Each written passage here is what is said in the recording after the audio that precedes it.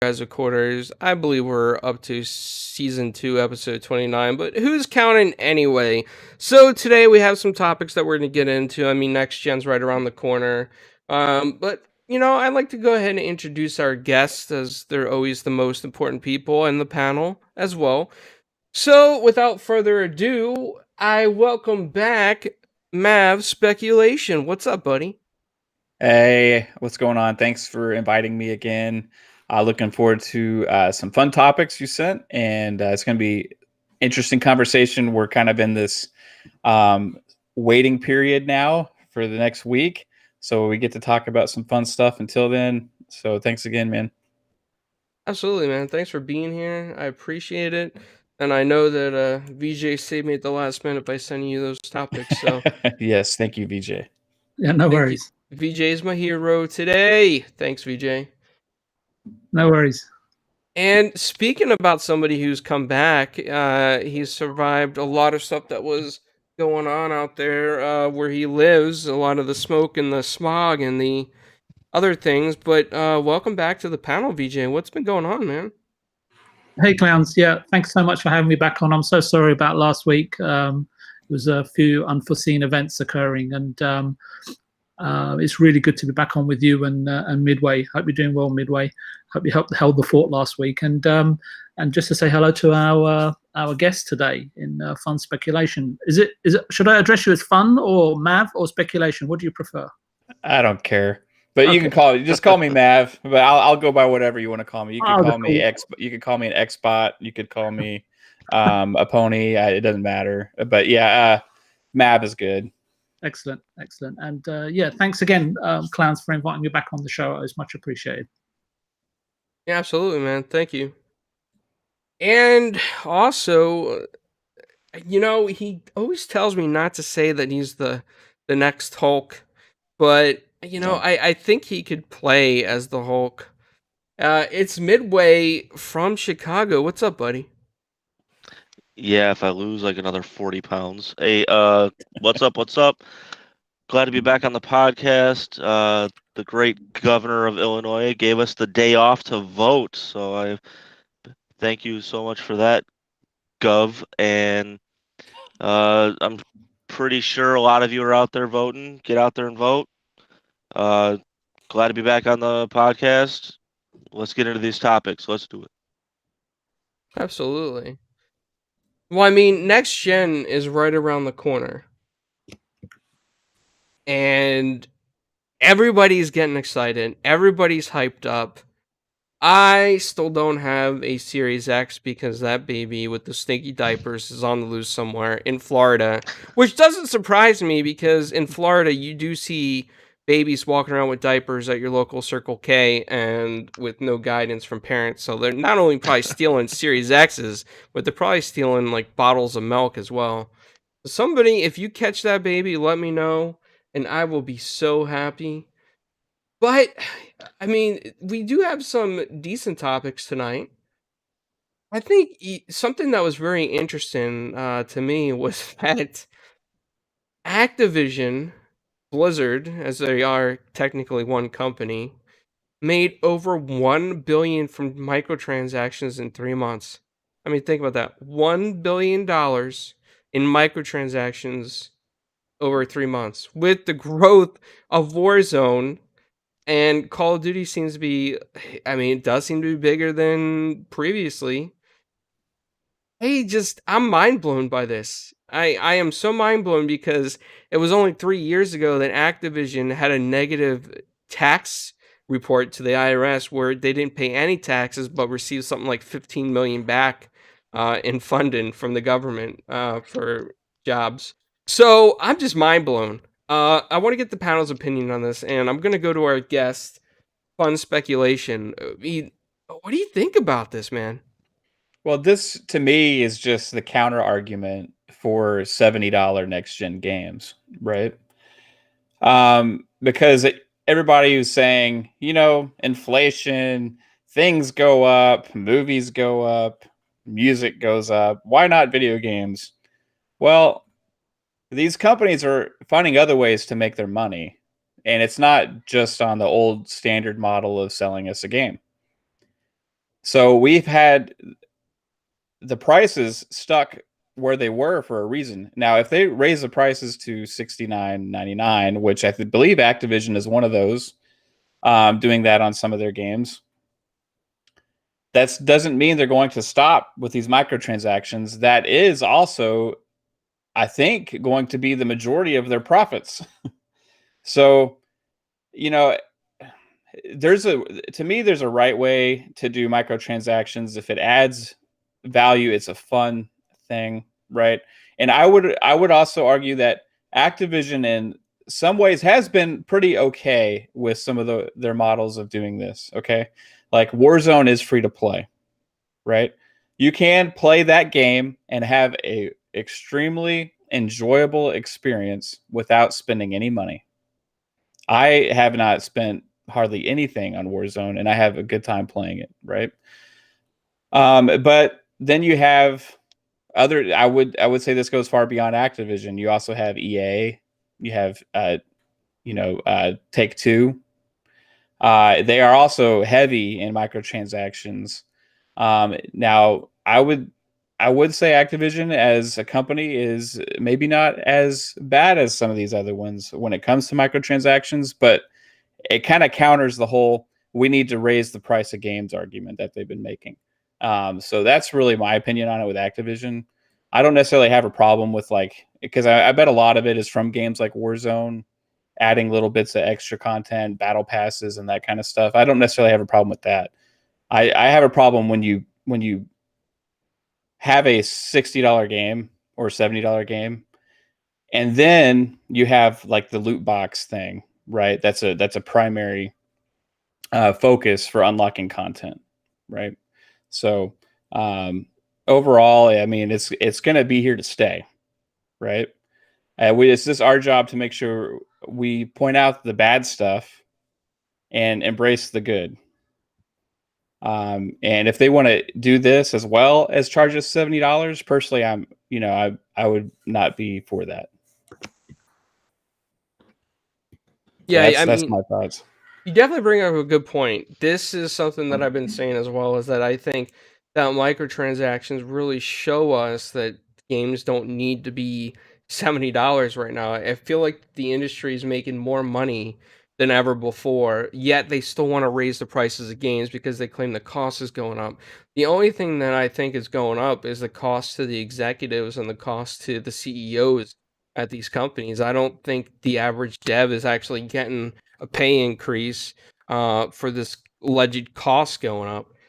I 100% agree with you, and I think that these microtransactions should go down to the people lower on the ladder, and to their contract employees. Maybe pay some healthcare benefits for the contract employees or Yeah. something. I mean, this money could be used in so many ways, but it just seems like then raising the games to 70 on top of this, plus microtransactions again. They're just pocketing so much cash, and you gotta wonder, what are they doing with this when they get negative tax breaks at the end of the year? Like, I mean, Activision's known for that kind of stuff.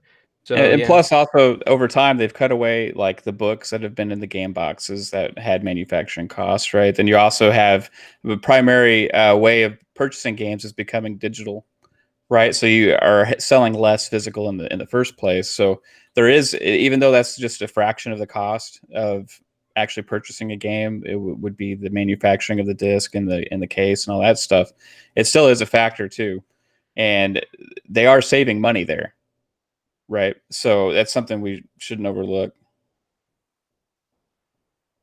yeah, absolutely. Because there used to be that rumor when games went digital that costs would go down because they didn't have to manufacture a disc or ship a disc or mass print discs, and we never saw any fruition on those rumors. And that's all I think they were.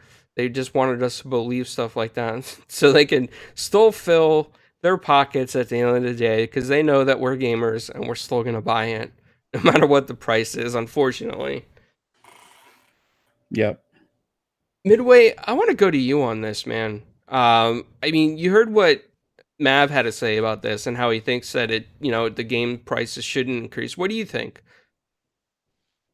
No, they shouldn't. Especially since the start of this generation, microtransactions had started becoming commonplace. So there's no reason whatsoever that a game price should be going up $10. You know, I went back and I actually still have my 360 hooked up, and I went back and I played Army of Two: The Devil's Cartel. Has anybody ever played that? Is that the EA game? Yeah. Yeah. I was so happy to earn every dollar in game and use it all for any type of modifications and customizations without spending a single dollar. I loved it. Man, I wish times were like that back then. So, I mean, it's another way of just lining the pockets. They say game development is starting to become more and more costly. Yes, it is, but $1.2 billion worth? No, it's not. I personally have not purchased Call of Duty for multiplayer or anything like that. I've only purchased them for the campaigns, and that's what I continue to do. So they're only going to get the base pay out of the game. They're not going to get anything else out of me. Yeah, and that's just in 3 months, right? They made that just in 3 months. So Yeah. Oh, and that's another thing. Has anybody ever thanked a pandemic more than Activision? Probably not. no, definitely not. No. And I can only imagine that the next 3 months they're just going to get about the same amount of money. I can't imagine them making any less, and I think it's going to keep going up and up and up. And now with the next Call of Duty about to launch, it's going to be one of the first titles everybody's going to own on next gen systems. And the cost of the Oh, yeah. game is what, $70 if you want the cross editions? Is it 70 or 79? I can't remember. $69.99. Yeah, and I think in the EU, I think it's like 80, Flamish was saying. Yeah, so he wasn't too happy about that. Yeah, but, VJ, let me get your point on this. I mean, you heard what Midway had to say, what Mav had to say. What do you think about this? Do you think that comparing the cost of increases at $70 and seeing that companies like Activision making 1.2 billion on microtransactions, do you think that it's legitimized? Do you think that they still, should increase the price of their games after seeing this? I'll tell you what's sort of exceedingly surprising for me is the fact that gamers are prepared to pay for in-game items in small sort of incremental amounts, regardless of the total accumulative expenditure. That's really interesting. And I had this discussion with someone previously, which I'll come on to in a second. The thing for me, Clowns, is I don't actually recall when the phenomena, right, the change or the paradigm shift or whatever you wish to call it, actually took place in terms of selling a game, as a Trojan horse in order to theoretically or inevitably generate more revenue via microtransactions, right? I kind of sort of hit upon it when the whole EA loot box thing was going on, about how all this stuff came about and then the guys behind it and how this was actually engineered and developed outside of traditional publishing, but with psychologists, etc. But I won't go into that right now. The arc towards this trend seems to have passed me by without me even noticing, and now it's a major source of income for publishers, and whereby everyone, like even Microsoft, right, including Microsoft, simply, I think they cannot avoid, ignore, or eliminate this new sort of way of earning revenue from their business plans, or in fact, as where we're sitting, as a panel and in the chat, are taking a sort of a moral stance against, hey, look, it's got to be one or the other, right? Not $70 games and microtransactions, right? So I remember, I remember who it was now. I remember speaking with Zemi Games just offline completely about some gamers around about the time when the $70 price point sort of popped up for new games, and I pointed out that to him. We were just talking generally that Japanese gamers have been paying these sort of prices for decades. And I went into detail about that as well with him. And I also pointed out that 18 to 27-year-olds don't think anything of going out and spending $200 to $300 on a Saturday night clubbing, getting a meal and a taxi home, or a couple spending $150 or pounds, right, on the latest trend-setting or limited edition pair of Nike trainers, or $150 on a meal with a partner. But Zemi was saying, made an interesting sort of psychological point that at a nightclub, you're paying for small incremental amounts for drinks, and that it's easier for the mind to look past and digest and accept those releases of payments in small amounts, while in the midst of actually having fun and engage with the product, rather than being faced with, sort of, I know next gen is coming up, but then being faced with parting with $500 in one fell swoop for a new console, plus, right? Because obviously you have sales tax, etc., and then obviously the subsequent cost of a $70 game, unless you're happy just to subscribe to Game Pass for $15 a month and so on and so forth. In 2018, Sony disclosed to shareholders that it generated more revenues from just 10 games than all their other titles combined. Just looking at PlayStation's financial year 2020 Q1 results for a moment, right? And they run between, just for clarification, that's basically the period between April 1st and June 30th. PlayStation's total revenue was circa $6.5 billion for the quarter for PlayStation, not Sony. Just PlayStation. And 2.3 billion, I think, or 35% of the, no, it was 2.3 billion, and it's 35% of the 6.5 billion in revenues was generated via microtransactions. So the answer to your question is no, I'm not surprised. I'm not in the least bit surprised at Activision's results either, but because if you look at them, Call of Duty, Crash Bandicoot, the less we talk about that game, the better. And if you take into the nature of their acquisitions and mergers, so King, for example, with Candy Crush and so on and so forth, and Soda Crush, and Blizzard, these are companies in the Activision Blizzard group that have designed their business and product to generate long-term revenues via either subscription in terms of World of Warcraft and microtransactions. I'm not completely familiar with these games, so if I've got any of these facts back to front or inside out, please feel free to correct me. I don't know everything. So this raises an even bigger question for me going into next gen, is like Phil Spencer and Xbox introducing Halo as is it free to play, right, going forward, and a single player campaign and is going to be free on Game Pass, and a multiplayer. Are they banking on far more profits from microtransactions, taking into account that consumers and gamers are spending potentially much more money on microtransactions than they're spending on subscription fees? So let me just frame this a little bit better to sort of illustrate my point, right? And I may have a point, I may not, and that's up to everyone to discern for themselves.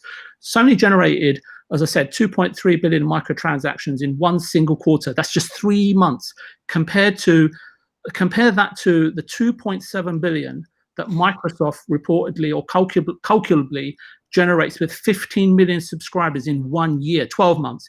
If each and every subscriber pays the full $15 a month or $180 per year, which they currently don't, right? So if you forget Sony, just extrapolate, put Sony to one side, then just go back to Activision, which was your main question, and you hit the nail on the head, Clowns, when you said you expect them to hit $1 billion next month. I expect them to hit more than $1 billion. I think if you extrapolate that out, that's $4 billion in microtransaction revenue, right, compared to Microsoft's 2.7 billion in subscription fees. Yep. VJ, hold on. You said 4 billion is what you expect? No. What I'm saying, if they've hit 1 billion in a quarter, if you extrapolate that out over a year, that's potentially 4 billion, right, in a year, correct? Especially in a pandemic, yeah. Right. Okay, and you compare that to Microsoft's business model of 15 million subscribers at the moment that may or may not be paying the full $15 a month, only generating 2.7 billion from subscriptions.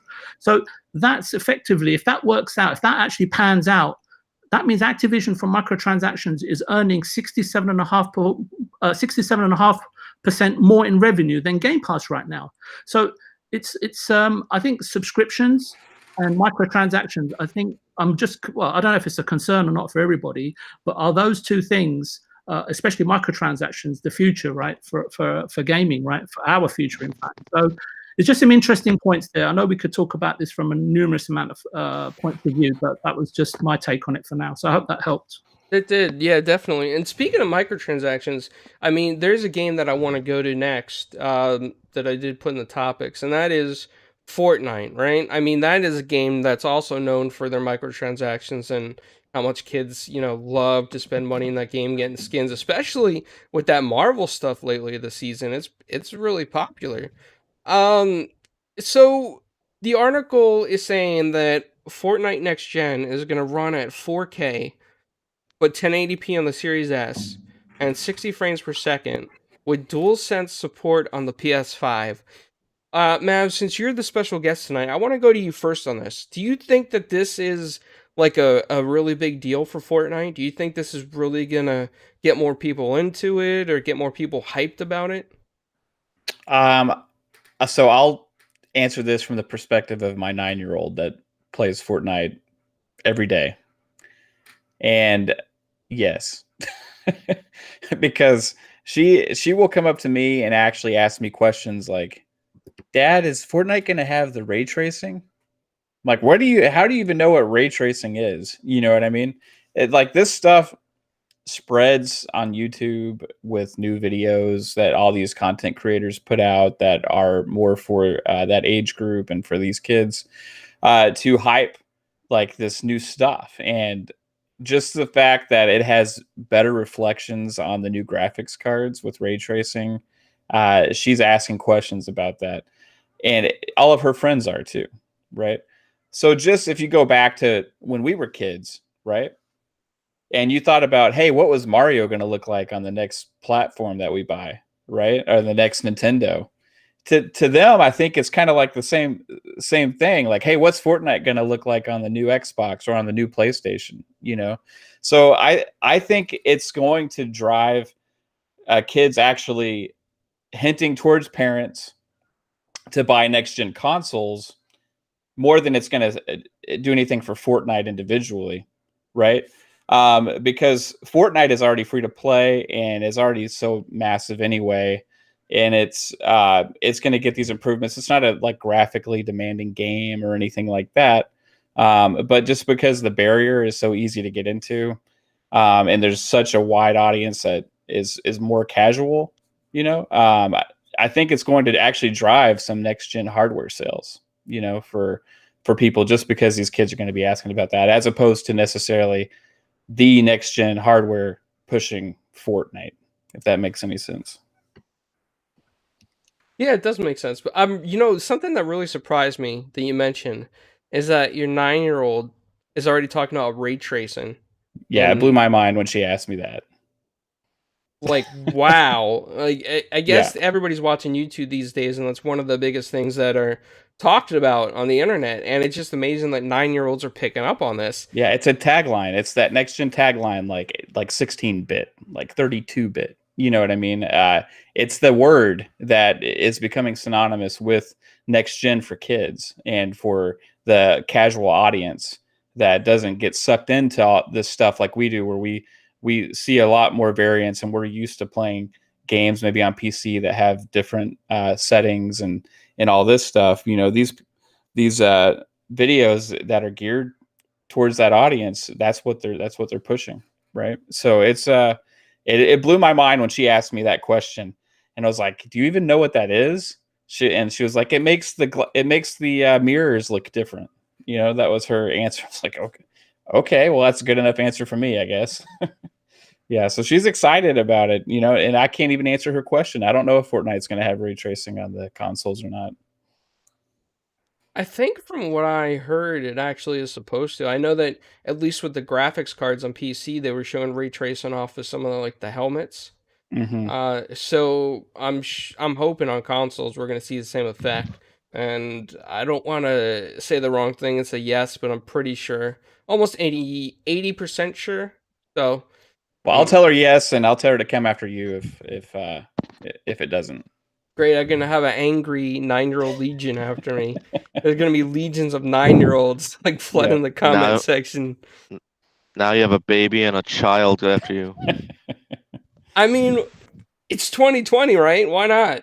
I mean, oh man. Well, real quick, I gotta tell you this story. So I went into my GameStop, right? Because you're getting the Series X's are coming in, and he did admit to me, like the manager admitted to me, they're gonna have about 10 extras.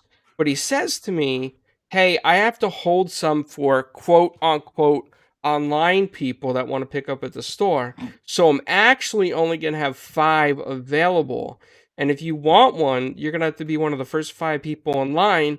And I recommend that you come out 12 hours in advance. So when we close, I'm hoping to see you sitting at the door waiting until we open. And I'm like, well, I guess I got no choice now. I tried everything, man. I offered to buy them pizza. I offered to slip them a few extra, 20s, but no, I gotta stand in line for 12 hours. So that's my story, and I'm still sad about it. And that baby still got away. Speaking of which, J-Dubs made a shirt, Graphic God made a shirt, Armed and Stinky, want it, $4.99.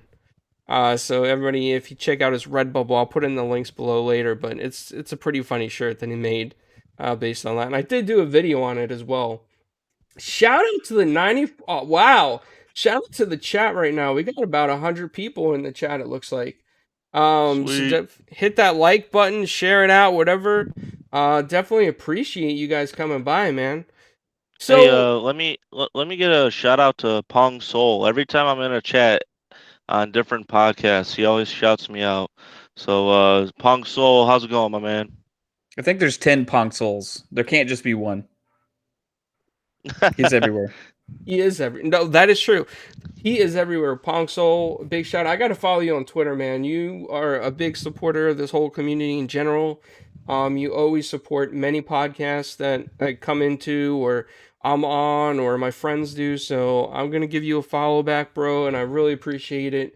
You coming out every week. It means a lot to us, man. So Midway, I want to go to you next on this Fortnite topic, right? So 9-year-olds are talking about ray tracing now. You heard it here first live on this show, thanks to Mav. He spilled the news. Midway, what do you think about this? You think that you're gonna start playing Fortnite and become addicted and buy some Marvel skins and look for ray tracing and all that? No. Oh no, this is a flat out no. No, I don't. I've never got into Fortnite. More power to everyone else. Enjoy. Next question. Wow, that's your Fortnite answer? That's like that's my Fortnite answer. And I'm sticking to it. No, I don't like Fortnite, I mean that's fair enough. I didn't say I didn't like it. I just don't do it. Like, have I seen videos and yeah, there's like some crazy stuff going on, but have I seen like clips and stuff and people doing like crazy things? Of course, but that's not me. That's not me. You're not one of those guys that will go ahead and build a skyscraper while you're getting shot at? No, I'm good. Give me cover. Give me cover. Sounds good. I mean, sometimes I just hide in a bush and hope I win the match. So, I mean, I can't blame you. I mean, I played it with my daughter. Hey, what's up, Adriana Cordova? Thank you for stopping by. Really appreciate it. I do not speak Spanish, so I apologize. Anybody who speaks Spanish, feel free to answer. But I really appreciate it. And to shout out to the people in Russia watching as well on goodgame.ru. I really appreciate you guys letting us create an account there. Whoever's watching, it's one person on Good Game, and I appreciate that, man. I really do. So give us a follow. Give us a follow there. Midway knows like one word in Russian. He's your friend. You can ask him anything. I've exhausted my vocabulary. VJ, what's up with this Fortnite stuff? You think this is going to be a big deal, or you think this should be something we should see with every game coming next gen? I saw the headlines, and as you know, I see things like tech, resolution, and frame rate as a bit of a distraction. I only care as to how much a given game or creation can engage one's imagination. So, on that note and precipice, I'm going to answer this question from the thoughts that entered my narrow band of frequency, or the world that I live in, I suppose. The only thing I'm interested to see from Epic at the moment is more updates and work in progress videos and demos of the Unreal Engine 5 and what that can do. That's what's really important to me, or interesting to me, I should say, in terms of just basically what we can expect and look forward to, and more so how Unreal Engine 5 is going to help creators, designers, and thinkers shape the future of video games. Clowns, this topic does dovetail back into your first initial topic somewhat, if not entirely. I know, if you don't mind, I'll just like to expand on that a little bit, if you don't mind. Sure, absolutely. I'm intrigued to know if the creators of Gears of War realized that they could make far more profitable games, shall we say, like Minecraft, for example, given the changes Xbox has made to it, and why Epic subsequently sold the Gears of War IP to, I think it was in January 2014 or something like that. Was Epic actually changing tact or gears, no pun intended, well, it was really, itself, in realizing, single player games and with co-op multiplayer wasn't a guaranteed profitable future for them anymore, but they more so, as of other major publishers out there, look to invest in I don't know what you want to call Fortnite. It's like sort of a Minecraft-esque shooter and or games as a service, right? Something along those lines type of product. And I think they started, I was checking online, and they started conceiving or playing around with the ideas as early as I think 2011. Fortnite is free to play, right? But full of microtransactions, if I have that right. And it was launched in, I think, sometime in 2017. And I think what Epic have done, and like so much of the other major publishers, as we were talking about microtransactions, the other thing that's increasing their value incredibly is I think they've built a directory of something like, or a database, if that's what you want to call it, of about 250 million registered players. And again, I think last year alone, it generated nearly 2 billion in profit or revenues in microtransactions alone, right? And it just takes me back to like people like Cliffy B and other execs who left or departed from Epic in 2012 see the writing on the wall, and they personally, wanted to work more so on cutting edge narrative, sort of great graphics and evolved gameplay based games, rather than sort of spend the next several years on a free to play or gas game, for the inevitable future, because it's where it seems that things are going to a degree. Not every studio. But it was just that you raised the topics today. That was that really interested me. But interesting to note that that the Gears of IP was then sold like 15 months after these guys all left, and albeit probably for a handsome sum. And no doubt these negotiations were probably going on way before the deal was completed or consummated, so shall we say. But even Xbox have introduced transactions to Minecraft, I think, somewhat. And I know that they're only cosmetic transactions for the moment, but will this stance change, right, and evolve eventually for a plethora of probably unforeseen or undeniable revenue potential reasons? In a nutshell, I think Fortnite is critical for Epic, and why they just keep working on it to enhance it and keep it in the public viewpoint. So sort of to wrap up my point, the link you sent in relation to the topic, I just read the headline, to be honest with you, Clowns, and it took me back to my very first podcast with you on September the 6th, I think it was my first podcast with Four Guys with Quarters. And when we were talking or reminiscing about Nintendo's brave and pioneering and imaginative sort of experimentation in controllers, from like the N64 M-shaped controller to the GameCube controller and the Wii Emote and the Joy-Cons, I think what they're called, right, for the latest Nintendo Switch, and how they caught us off guard, right, in general, and in a sort of, I don't know how you can put it, like in a sublime fashion, right, which supplemented, especially when supplemented and integrated with their first-party games. I guess my point or question is, because this was what was in the headline, right, about the Sony DualSense controller, and my thinking is, is the Sony DualSense controller going to offer us anything close to what Nintendo's constantly provided us, right, to engage and have fun with, right? Basically, what they've done is, provide controllers that, for me personally anyway, right, I know it's very, very subjective, but it's constant. Nintendo controllers constantly rejuvenate my perception of gameplay. Now, I know some might say the GameCube controller was not innovative, but what I was reading a little while ago was that it was the GameCube controller when Nintendo began experimenting, right, with motion sensor controls for the GameCube, but it never made it in. And I remember on that podcast, we also discussed Mario Kart Live on the September show, and whether it would be a success or not. And would the sales be more in line with the Nintendo Ring Fit or the Virtual Boy? But I'd love to sort of readdress that interesting topic sometime in the future, Clowns. At some point in the future, definitely, is to see where it actually and how it actually panned out for the Mario Kart Live. But I think I've gone off topic now, so yeah, it might be a good time for you to bring us back on track, Clowns. No problem, VJ. I'm glad you called that out. You're actually getting good at catching this. I'm testing you, and you're doing a great job. You get an A plus, VJ. A plus plus plus plus. Okay. On that one. So I want to go ahead and get into the next topic. Right. I think this is kind of exciting actually about Resident Evil Village. It's gonna run at dynamic 4K with ray tracing on PS5. I think that is very exciting. I'm looking forward to playing this game.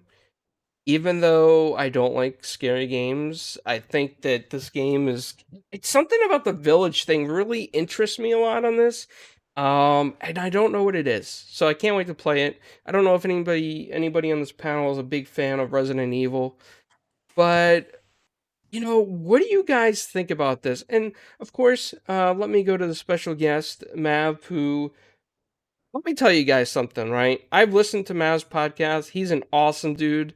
And everybody after the show, when we drop the outros, you should definitely check out his podcast.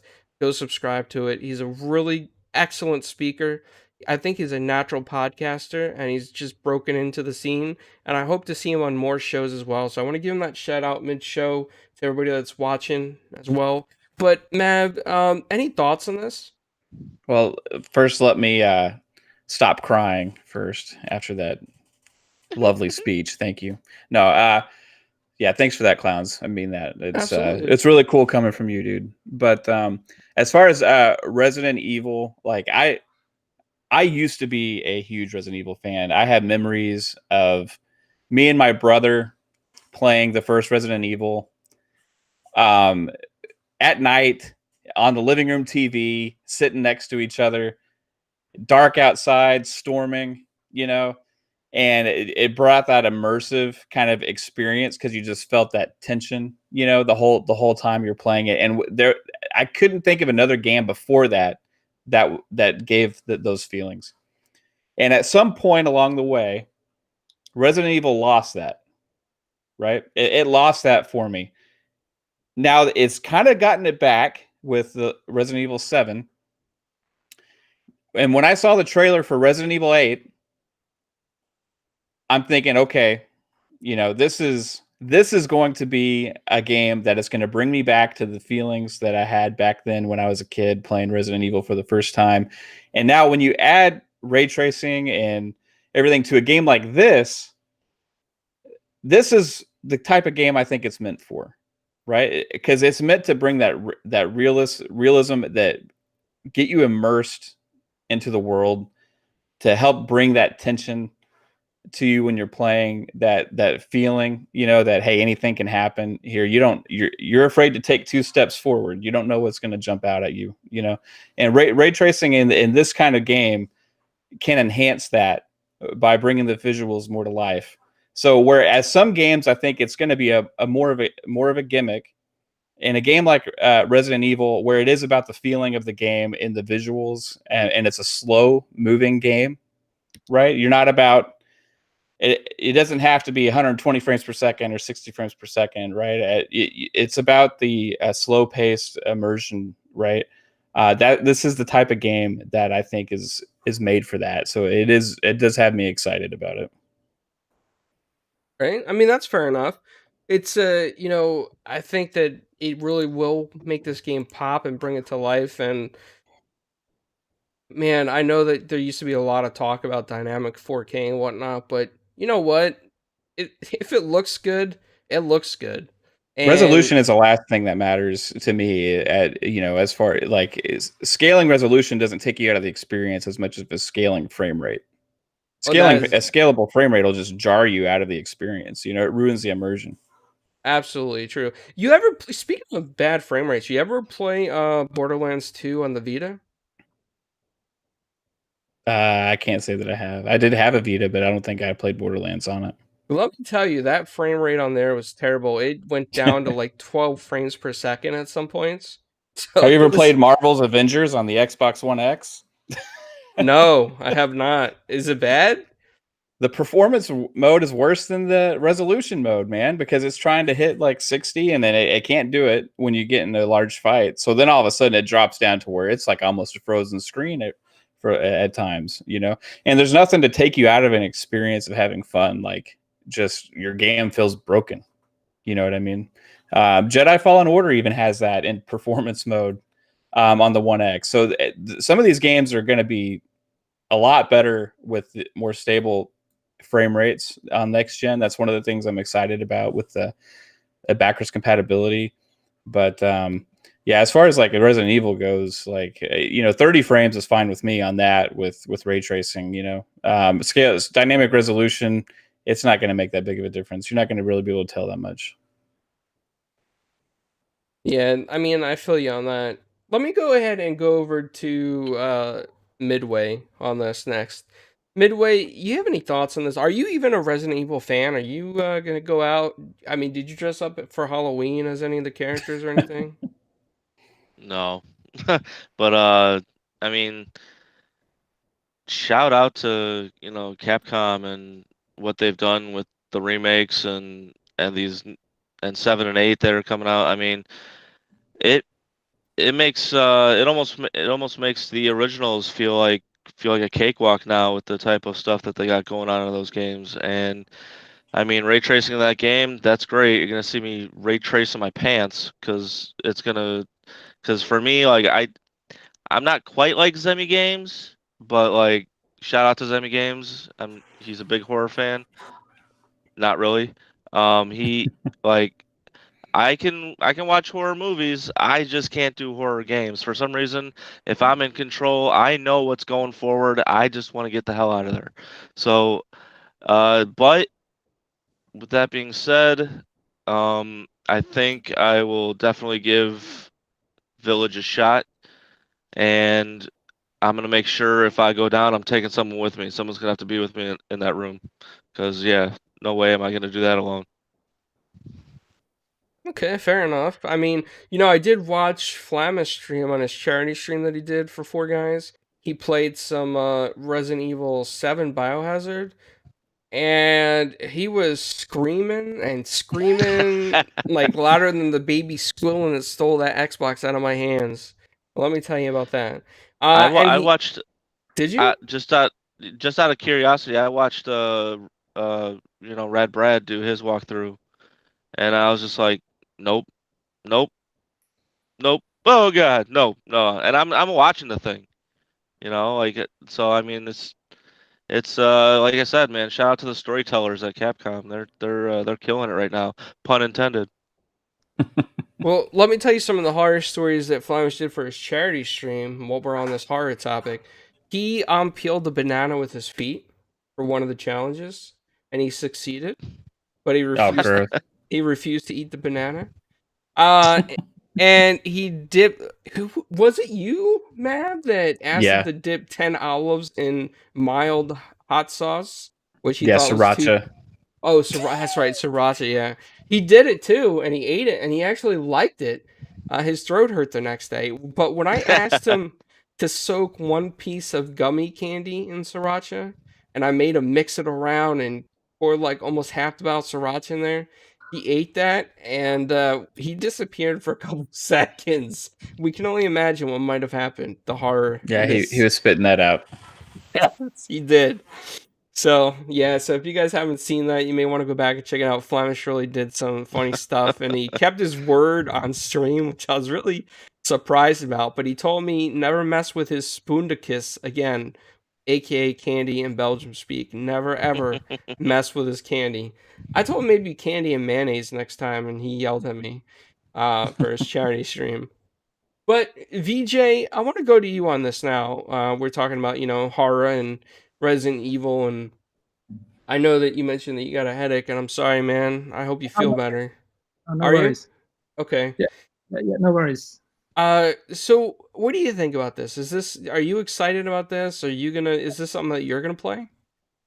I would think that almost every gamer and possibly most non-gamers have heard of or spent a little time frolicking with Resident Evil in some shape, way, or form. Be it Milo Jovovich, is it a Milo Jovovich movie, or the Resident CG movies, or Resident Evil anime, or action figures, statues, or just memorabilia in general. Besides the any number of games, sequels, or spin-offs on offer, right, in the series. My point is that Resident Evil is a huge, if not intrinsic, part of pop culture.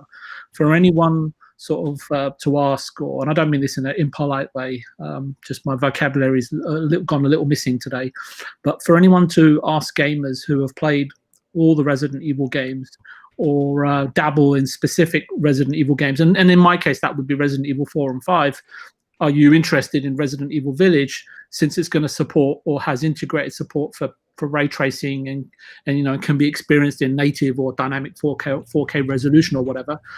Well, for me personally, it's kind of an irrelevant question to ask if your decision is sort of based on, and this is just from my perspective. I know not everyone may agree. I know Indie Gamer probably will because of indie games, but based on on frivolous or whatever the plural is for that.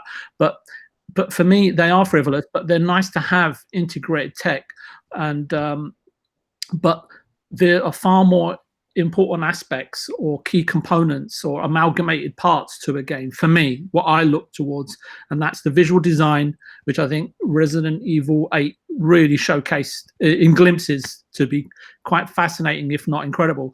Gameplay, obviously, pacing and narrative, and when anyone asks me about Resident Evil, those are the 4 or 5 things that pop in my head immediately, what I like about those games. For me, stuff like ray tracing, VRS, load times, frame rates, I'm not that technical, if you probably can gather from how I'm speaking. And resolution are all nice to have, but a distraction. They're in no shape, way, or form do I base my decision on whether I'm purchasing a game? They don't even sort of factor into my criteria or thinking process. I think the worry that I have, clowns, is that, and I don't know, it would be really good to have Indie Gamer on regarding these questions, is that I think that we're getting too focused on PR marketing blurb from Xbox and Sony and so-called journalists. Soon, I fear that because of all these things, these technical things that are coming, which we're only going to experience to a degree, right? It's not like we have, true ray tracing or whatever, right? But soon I was concerned that gamers won't be able to see the wood for the trees, or forest for the trees in American English, right? In case you're not familiar with the term. And those that are not familiar with the British English term, it means we are getting to a point where we are sort of very involved and overly concerned in the details of something, and so much so that we don't notice what is important about the thing as a whole. And that's what I'm worried that we're losing sight of. And it's worrying times for me, as it's not just gaming that's suffering from this, I don't mean to be rude, but from this kind of idiocy or lack of wisdom that gamers sometimes show, right? And especially when it comes to discussing tech and if it should influence a game that you should buy or not buy, and so on and so forth. As I said, you're not wrong. I would say that there's far more important things when it comes to Resident Evil specifically. And as I said, that's visual design, gameplay, pacing, and narrative. And that's where I sit on the subject. So I don't know if that's useful or not for you, clowns. But yeah, that's my take on it. I mean, that's a fair take. Just said facts, VJ. I don't know what he means by that. I don't know if that's an insult or a compliment. But that's a compliment. Facts. That's yeah. Yeah, that means you're speaking the truth, sir. Yeah, it Church. means that you are not lying, that you are of honor in your word, VJ. Oh, he okay. gives you a star. That's what that means. I only care about how many stars you give me, clowns. You get what color they are, and if they've got, and if they're glistening or not. You get 10 gold stars out of 10. Show's not over yet. Yeah, it's not over yet though. Can he lose those stars like as the show goes on? Maybe I need to get like a GIF that drops stars on screen or something for VJ. That would be kind of cool, yeah. Or even get an emote of a star too for VJ. That would be awesome. But the next topic that I want to get into is that, I mean, we saw the PlayStation reveal event, and then after the reveal event, we saw games going to PS4 like Spider-Man Miles Morales, and there was talk about Demon Souls even going to PC, and all this stuff back and forth, and all this mixed messaging about the games. But there's one game that Insomniac is confirming definitively that will not go to PS4, and that is Ratchet and Clank Rift Apart is going to be a PS5 exclusive. Now, honestly, I kind of expected this to be a PS5 exclusive only because of when it's actually going to launch. I think the tentative launch date is anywhere from launch to March, I believe. I don't even think they have an official announcement date on the launch. I think it's to be determined. I could be wrong. That could have changed, and if I am, VJ, feel free to correct me for sure.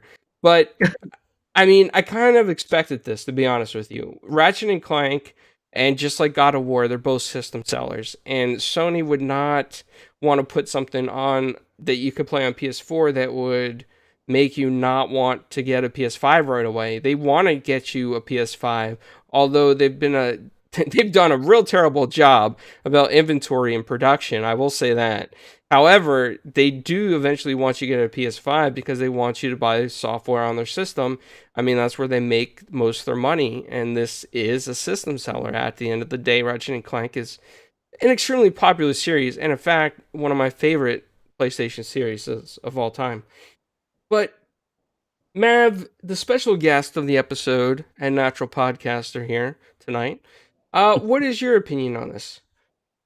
To me, if you can make a game playable on PS4, then put it on there. And if this game is not able to be made playable on PS4, then leave it to PS5, which is what they've been saying about this game, showing the quick loading of transporting to different worlds on the fly, and the gameplay that they showcase, and that was kind of the whole thing behind that game, is that they're saying it's only capable of on the PS5.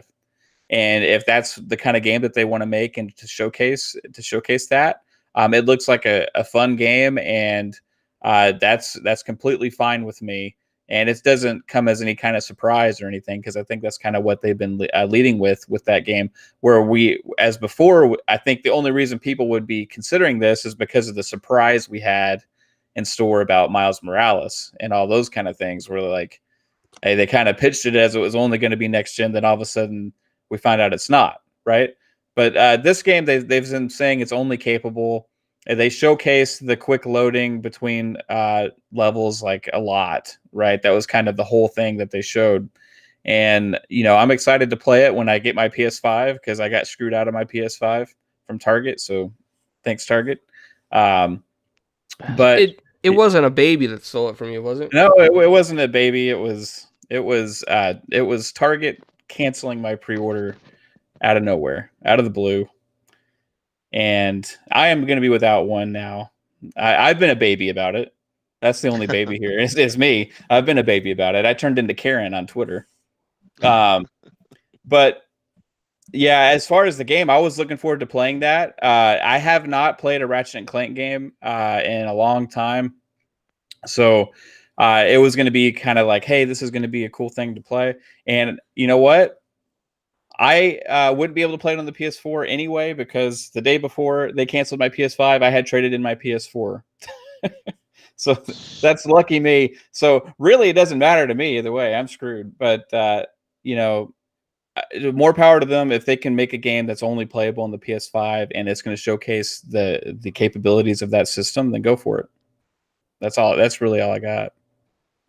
Mav, I gotta say this to you, man. I feel your pain. I really do. I know what it's like to almost have something and then it's just ripped apart from you. And the fact that you sold your PS4, man, I couldn't even imagine how angry the day before. The day before. And that is really messed up on Target's behalf, and it's really messed up on Sony's behalf that they did not project inventory properly. I don't believe this COVID excuse that they're making up, because Xbox was ready in advance, and they got plenty more than the PS5s this launch. So I don't know what PlayStation was doing. They were slacking. They were waiting for Microsoft to release prices. They were acting like they were too good to fail, and this may hurt them in the end. Yeah, I'll tell you what it was, clowns. Is that when the COVID hit, I think it was in February, March. So basically, what happened because of the uncertainty, what was occurring in the marketplace, especially in Asia, between all the component suppliers, is that all the prices went up almost by a factor of 4. And Microsoft, and I discussed this on Boom's channel, Microsoft went ahead and still bought components, even though the prices had increased. Sony declined to play that game. And it was only until the end of the second quarter and beginning of June did pricing and supply get back to normal. And I think that time frame where Sony weren't prepared to pay the exorbitant pricing is maybe what cost them in terms of having the full amount of supply available, because they just waited until the pricing came down. And if you remember, there was an article out, I don't know if it was Forbes or the Washington Post, one of these large media or outlets that's supposedly respected and so on and so forth. But yeah, that was the key reason. And I think in that time frame they lost a couple of months, I think, in the time frame waiting for things to get back to normal, which they did, fortunately, but by June. And then there was an article that said, oh, Sony can produce one machine every 30 seconds.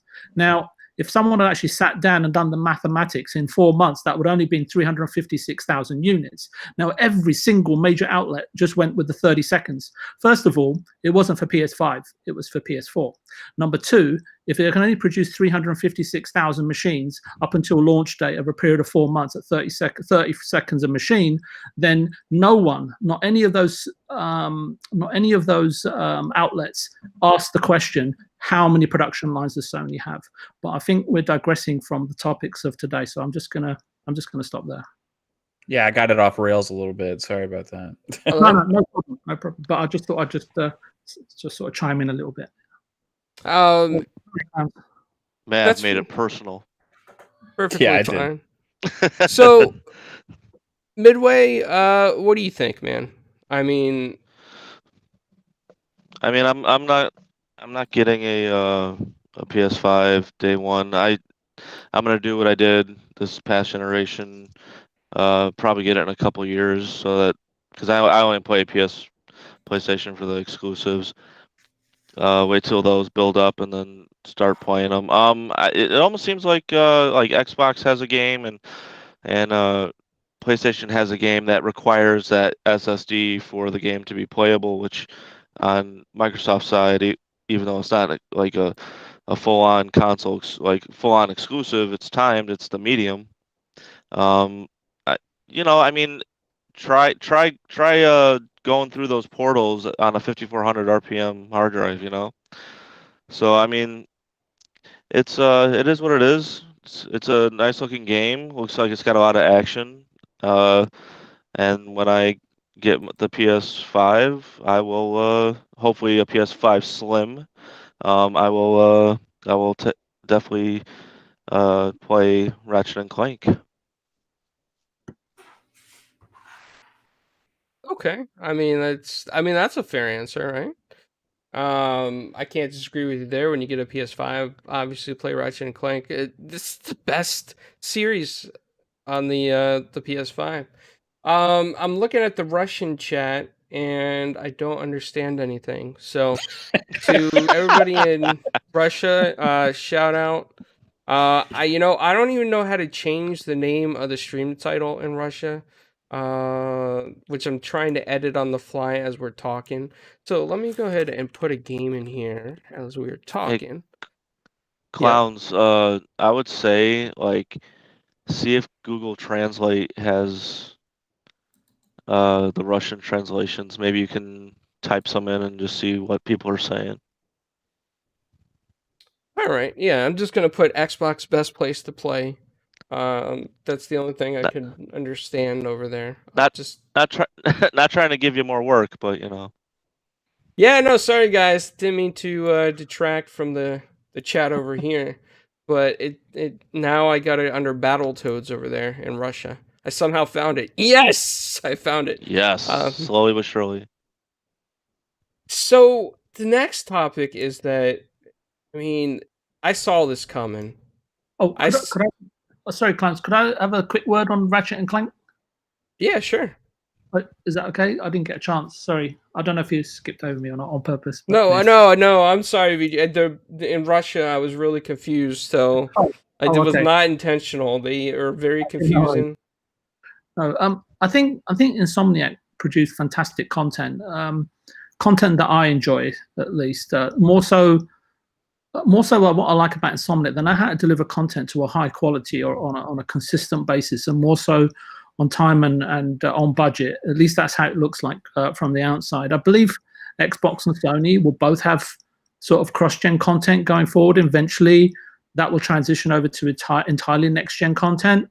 Um, Microsoft must do so, as it can't afford to sort of ignore or alienate, the fans of or the 15 million subscribers, right, which are probably spanned across current Xbox and PC gamers, right, and so on and so forth. And then you've got Sony, who just got a very different, how can I put it, situation that they're facing, right? They took a bit of a hammering with the PS3, obviously, and with the PS4. I think that they've got to very much just be very careful in terms of how they shepherd and sort of transition their sort of 100 million odd PS4 owners, right, safely across to the PS5. But Xbox are fundamentally in a really interesting position. I think that Xbox, they're in a position where they've sort of capitalized on failure, right, to a degree, and that can be a very powerful tool, as we're seeing, right, with everything that they're unveiling at the moment, right, in terms of their strategy going forward, and gearing up for a new challenge, right, and a new generation of consumer, while utilizing the latest in technologies. I think it's really fascinating. And just a final word on sort of Ratchet and Clank for PS5. So far, for me at least, it's been one of the best next-gen games on offer. I'm a big fan of Ratchet and Clank, if you haven't already gathered, and especially, well, hopefully, if it's going to, as they said, it'll come out in the launch window, which is obviously, you have to wait to see that. 2020 hasn't really been a great year, so for me, the humor, gameplay, and visual imagination that Ratchet and Clank affords and presents has always been a pleasure for me to experience and escape from issues that face each and every one of us on a daily basis and continue to reside on the forefront of our daily lives. In fact, I do hope that the creators, writers, and thinkers, and in this particular instance, game makers, have plenty of surprises for us all going forward. Especially on these next-gen consoles, and I'd like to see a few more exclusives if we can. But I'll just guess it just comes down to purely these publishers, the publishing side of the first-party companies, in terms of where they see that the profits lie for them, right? So anyway, that was just my quick take on it, clowns. Have you cut me off? No, I'm here. I'm just looking at these. Sorry, man. I'm still looking at some of the Russian conversation that I don't understand. But shout out to everybody in Russia. So gotta keep that going. But the next topic is Marvel's Avengers and how the cosmetics are permanently discounted. I mean, I kind of saw this coming, right? I personally love Marvel's Avengers. It's one of my favorite games that have come out recently. I really like it a lot, and everybody knows I got it on the PS4 because I had some credit over there, which I'll be able to play on my digital PS5, not my Series X because I don't have one. But I saw this coming. I think that it's kind of losing its feet in the ground, and people are either getting tired of it, didn't like some of the issues the game had when it launched, just felt overly bad about it. And it's, from what I'm looking here, previously legendary emotes would run you about 1,200 each, and takedowns would cost 1,400 credits. Now, legendary, epic, and rare emotes cost 500, 250, and 125 credits. That is a huge drop in the prices. Legendary takedowns are 600. It's a really big discount. And outfits are also discounted.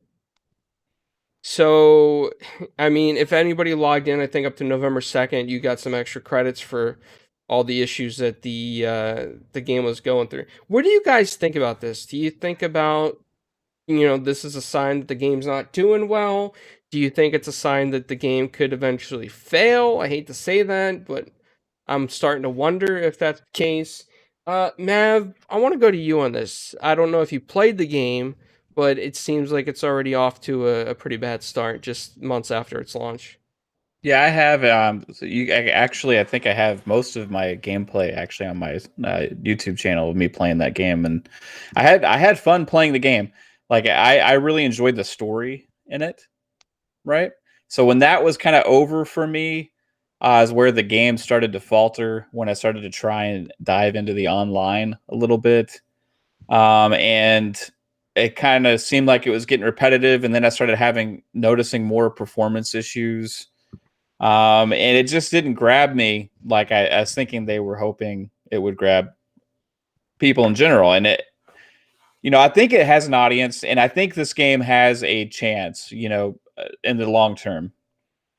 We saw similar stuff with other games where they've kind of turned it around, and we've seen other games have similar things like this happen, and they haven't turned it around.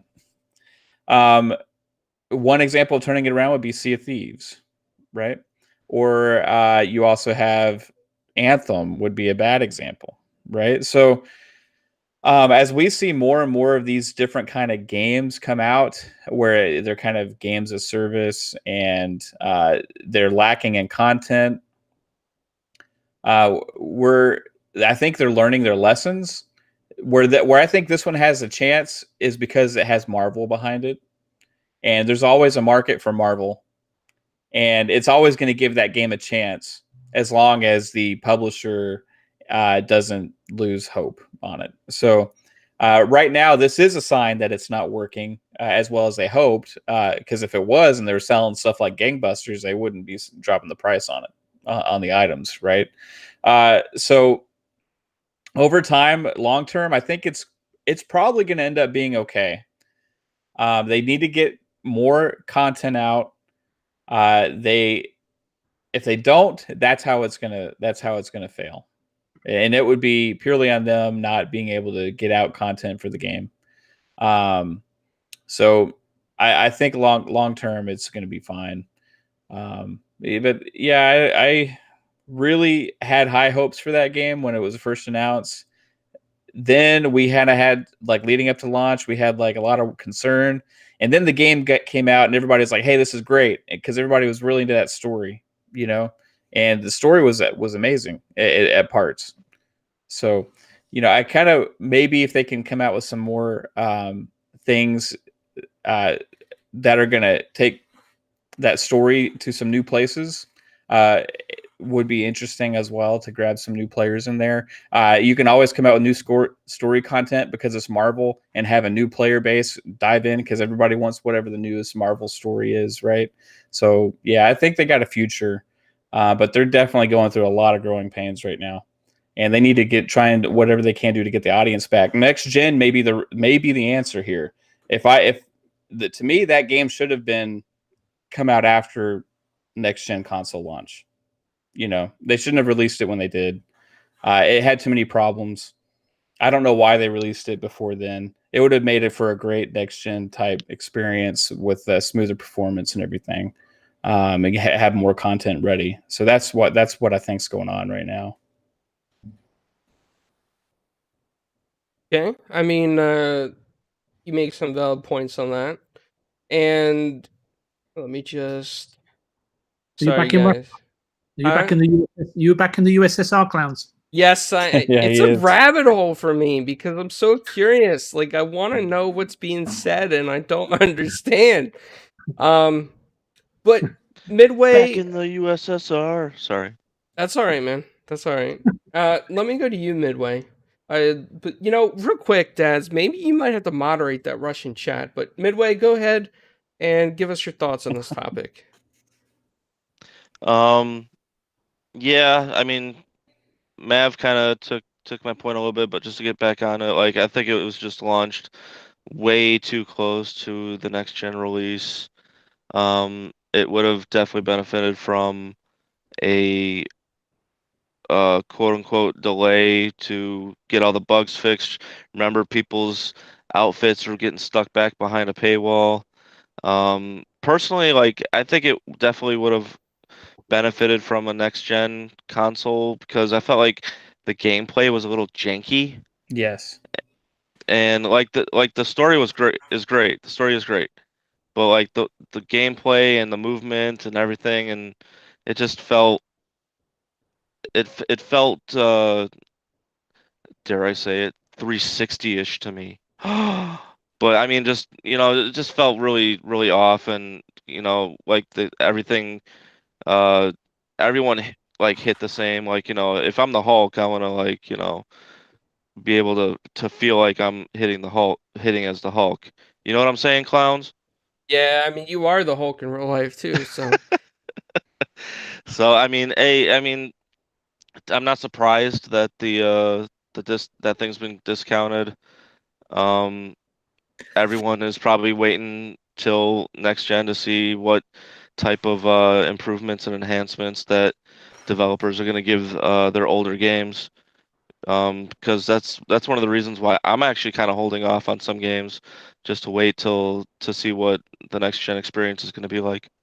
Can I chime in again real quick on this? This is yeah, an sure. example of that like $60 game that is also based around microtransactions that I'm not a fan of, right? Yeah, so that also has a factor because it doesn't have that free to play easy entry barrier where it's just going to grow this huge fan base and allow people to dive in that way, right? So there is a barrier point of entry to this game. Now, the model that they have is designed to give a game longevity, to have it to keep it relevant over a long period of time, to have new content be able to keep dropping over a long period of time. But without that huge influx of immediate players because of the free to play model, games like this have we've seen them kind of tend to suffer when the content isn't there to keep continuing to come out, right? So that's probably a little bit of what they're going with, and I think right now that model is maybe more of the problem than anything. I mean, yeah, there's some big issues there. For me though, I just happen to love Marvel's Avengers, and I don't want to see this game fail. And I think it's on its way to failing unless they do something. I think a free to play model or something, or at least a free to play mode with the multiplayer, something like that could bring more steam to it. I just feel like that this game has so much potential. And for me, I'm not a big Destiny fan, and this was supposed to be my game where I could say it was the Mm-hmm. Destiny killer. And obviously it didn't turn out that way, but in my head, I'll always pretend that it was the Destiny killer. I hope everybody in the chat agrees with me, including Daz. But yeah, I mean, it's just a sad thing, man. It's just the path that this game has taken is very sad. And The What they need to do is they need to give it a true next gen enhancement mhm. and then advertise the crap out of it. Because and they got to show something that will make you feel like you're playing a next gen game and a fixed game. It's story wise for me, like the opening sequence with Oh, it was Kamala amazing. as a kid. That was because my wife was watching, my daughter was watching. And that was actually one of the most enjoyable experiences I had playing a game with my family, watching me play that I've ever had. That opening sequence, the storytelling from that studio with Marvel was impeccable. The problem was there just wasn't enough of it because you had the system get in the way throughout the middle, right? The system and the model of the business design of what they're trying to implement got in the way in the middle, and then when you're finished with the story, that's what you're left with, right? So they need to keep coming out with this story content to be able to grab people to have things that they want to see. And the grind is good, right? But you got to have, if it's a grindy game, you got to have the performance with it. And at least on Xbox One X, the performance wasn't there because it took me out of the experience a lot. The online, the latency, I had issues with my teammates just kind of jumping around. I couldn't keep up with them because they kept popping around all over the place. There was performance issues there combined with the repetitiveness of the experience and and the things that I was trying to strive for to get, I didn't really care that much, right? I didn't want it enough, to go and put forth the effort. So there's some core things they got to work on, but because it's Marvel, I want it to succeed too, because it looks pretty. They have some good gameplay in there. They just need to keep content coming, interesting things, new ideas, more story, and I think it'll be okay. Maybe even add a character. They're Oh, going to add lots of characters. It's That's something going to be a thing. they should have done that sooner, though. I think they're taking too long to add characters, and people are going to lose interest with all these other games coming out for next gen. I mean, we got Watch Dogs Legion, AC Valhalla, we got Dirt 5. There's so many games that people are going to play, and by the time they release characters in Marvel's Avengers, it's going to be forgotten and lost in the sands of time. VJ, I know that we haven't got your opinion on this yet, so No one really cares. No, I'm here to hear your opinion, VJ. I'm coming for your opinion, and I hope you agree with me that Marvel's Avengers is a fun game, and it's great, and you automatically get 10,000 gold stars. I don't know. Look, I want to be completely honest here. Is that at the time I remember everyone, when it was announced and we were sort of coming up, the beta was announced and playing, and the launch date was coming. I remember at the time everyone was excited about the Avengers, and why shouldn't you be? But the issue for me was the makeup of the studio that led me to tweet out at the time, before the game came out, that this game will not do great and it's of no interest to me. After all the work and effort that went into evolving skill sets and a knowledge base, while developing a single-player story and narrative-driven adventure in the Tomb Raider series, it was all set aside. And there's a lot of money and hard work that went into that. And you know why they went towards this business model, because we've been discussing it for the first two topics. I would have much preferred a single-player game based on an Avenger or a Marvel character. Maybe this is why Daryl Gallagher left the studio. He was head of Crystal Dynamics Studios and other studios, and he left. And obviously, we know the rest is history, right? In terms of he's heading up the initiative. We've already discussed publishers jumping on the free-to-play and gas business models, right, in games, and how they can potentially generate billions in income. And I think, for me at least, Square Enix jumped onto this bandwagon, coupled with an ill-conceived project and almost zero facial character model talent and C-grade animations. I don't know enough about the game story and stuff to really comment on it, so I have to reserve judgment and other aspects of the game, because I simply haven't played it, but it's just from what I could visually perceive. I mean, what happened to the talent that painstakingly created character models for Tomb Raider? And all in all, no wonder the game has not done well. I was just checking online before we came, while you guys were chatting, and it's apparently not even sold a fifth of what Spider-Man sold, even though it's a designated multi-format title. As I said, I would have preferred a single-player game for an Avenger or a Marvel character. People may say, "Oh, but look at Guerrilla Games. They transitioned from a dystopian, futuristic first-person studio to an open-world, critically acclaimed fantasy title." So you've got to at least give props to Crystal Dynamics for trying. But I would say go and review the documentary on how Horizon Zero Dawn was conceived and developed. There's a lot of misconceptions out there. And many of the ideas and techniques, and even the engine in terms of how it would stream and the different technical hurdles were already outlined. And many were designed and tested to various degrees in Killzone Shadowfall.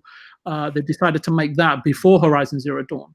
And before they embarked on HZD, it was actually a staged process.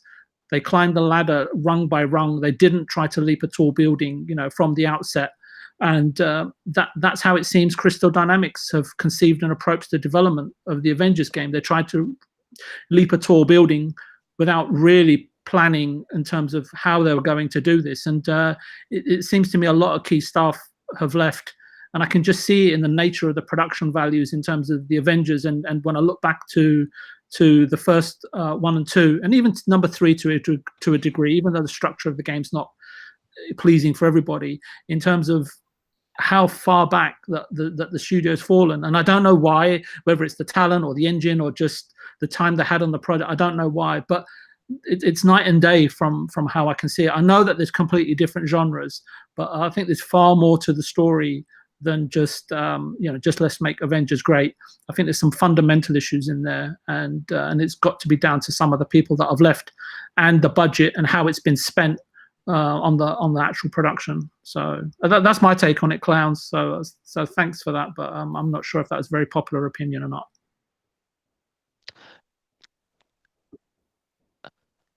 Can I say something? Yeah, sure. I mean, thanks, VJ. I think this game, like you said, with the character models, this game would have made so much more if they were able to probably afford, or maybe it was laziness on their part, to get the actual actors, faces. And I mean, you see what Sony did with Spider-Man. They remodeled they remodeled Peter Parker. Yeah, they remodeled Peter Parker completely to make it look more like Tom Holland. I mean, I wonder how much money it would take for them to get Chris Hemsworth's likeness and all that stuff. Obviously, it's going to be millions, and you're dealing with, what do we got, 6, 7 characters? So, I mean, it would have been a pretty penny, but that game would have made so much more if it was more with the Avengers. Yep, I think I agree with Mav that that they can't afford this project to just die. There's too much money that's gone into it. So I think the reason why they're quiet and I don't know, it's difficult because I don't know if Destiny went through a similar lull period where people were questioning, and I'm sure there has been games, but games that have struggled like this and then come back again, with a second wind. Maybe you guys know some games that have done that. Destiny's one of them. Yeah, people were all complaining about the lack of story content. There you go. So, and I often try to point to history, because if they can do it, then and if Square Enix, because ultimately they're the publisher, they're investing, right? Crystal Dynamics is the studio, and obviously the studio's got to come up with the ideas and the focus and how they're going to bring this, resuscitate the project. I don't know if it's that bad, but it seems like it is. But so yeah, it's going to be down to the studio, down to the Greenlight Committee, and down to how much investment Square Enix want to put into this to determine, does it come back as strong as Destiny did? They've got a lot of other projects, IPs, and studios where Bungie, were fully, full in on Destiny as a complete studio, right? That was their one project. So there are some parallels to be drawn, and some other things, some factors to be taken into consideration. But yeah, nobody wants to see any game die if it can be saved. So if anyone's got the resources or the wherewithal to actually, as I said, resuscitate the project, it's got to be Square Enix. And I guess it's just going to be down to demand and fans grouping together to make their thoughts known to the publisher, right? So that they know that if they build it, that the public will come back to it and come towards it. And I think those are the things that I'd be right now looking at, evaluating in terms of, if we invest this money, is it worth it? What's the upside for it? So yeah. Yeah, I think the payoff would be worth it, right? I mean, if everything we've been talking about, with Activision and the billions of dollars, right? And so it depends on if they can get it right to get that interest to another level. Yeah. But the payoff would be there. Yep. And I'm just saying, I'm putting this out there, there is a company that wants this type of game. This would probably be a good Game Pass game. Yeah, subscription entry point as opposed to $60. Yeah. I mean, that could possibly save the game. Yep. Destiny is doing it. Destiny, I mean, look at the RPGs that they bought with ZeniMax, right? I mean, Fallout. It's helped Sea of Thieves maintain success. Yep. Yeah. And one decent come from behind effort was Ubisoft's The Division. Remember when that first came out? And then they ended so much more to the end game. Did Ghost Recon from Ubisoft also suffer from something similar? Have I got that? Am I confused? That's I just a think standard traditional style game that is Right. just not very good. Wow, man, just I was says how he really- feels on that one. Sorry. no, it's No, good. that's I all play right. a It's little fair. bit. It's not bad. I liked it. It's not I like the military type stuff. So um that's probably me being partial. But I mean, yeah, I mean like it was basic. It was basically go here, go there. But I mean Yeah. it was all right. I love the Tom Clancy brand, right? I'm Oh not trying to yeah, go too much off tangent. Like it's one of my like deepest like loves in gaming. And like Ghost Recon Advanced Warfighter 1 and 2 were they just like a pinnacle for me with military shooters, right? And to see where that franchise has gone, where it had some success with Wildlands, and even though it was a different take on the franchise, I kind of like that. But it seemed like Breakpoint was just kind of like a rushed experience. I have not tried it since they came out with the update, so I have to give them some slack on that. I need to go back and give it another try. I'd love to see them try to bring back or at least for future End War. I loved End War. Yeah, End War was an interesting idea. It was like Yeah. Risk. It was futuristic Risk. So I Mhm. mean I loved it. That's why I want Microsoft to buy Ubisoft, just because we can get all those games on Game Pass. That's what I'm Yeah, talking about. yeah, that would be an awesome buy right there, for sure. I hope it does happen, to be honest with you, because I'm a huge fan of Ubisoft games. Especially, I can't wait for AC Valhalla, man, and next gen. Oh my, I Most can't wait. anticipated. Yeah. That damn baby.